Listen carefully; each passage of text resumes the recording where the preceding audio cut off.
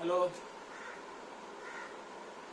I'm once again just to talk to you in this video regarding how things will be emerging in time to come. My video is related to what I had been talking to you earlier regarding how things changing after 2019. So that is emerging scenario beyond 2019. That's what had been the topic on that. And I will touch today one very important topic to you, which is today among the news and big news, that is the earthquake in Turkey and rebel area of Syria. So why I am just saying that is this is so important to us at this moment. If you try to understand, all these natural calamities had been maximum on Asian side. You talk about Indonesian tsunami, you talk about Japan tsunami, you talk about many earthquake in India, even in Pakistan on that. This had been most of the time on Asian side. Now it start moving from Asia to Europe. So now it is part of Europe, and the building they collapsed, such a right now so many thousand people died, we don't know.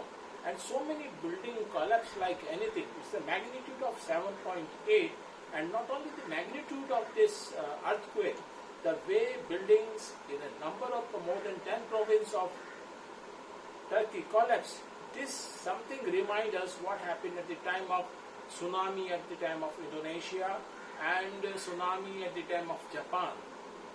What my point is, now you can see that the last 2 decades war had been in Middle East, now it moved to Europe, in Ukraine, and Europe and Russians are fighting on that.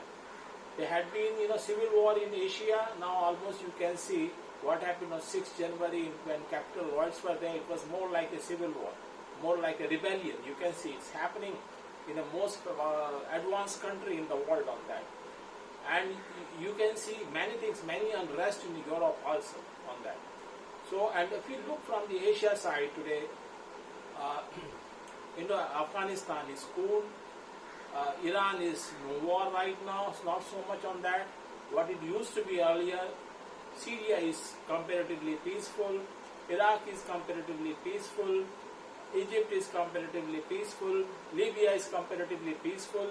The magnitude of the war is shifting towards the Europe side. That had been, I have been talking about, that paradigm shift is now that Europe is going behind the paradigm, and it is a time Asia is emerging in the front. And if you look how countries are doing, China is doing in economy, and almost in all area. India is doing good in economy in almost in all area. And if you look, most of the Asian countries are progressing well. The GDP growth is much higher than the Europe and the US.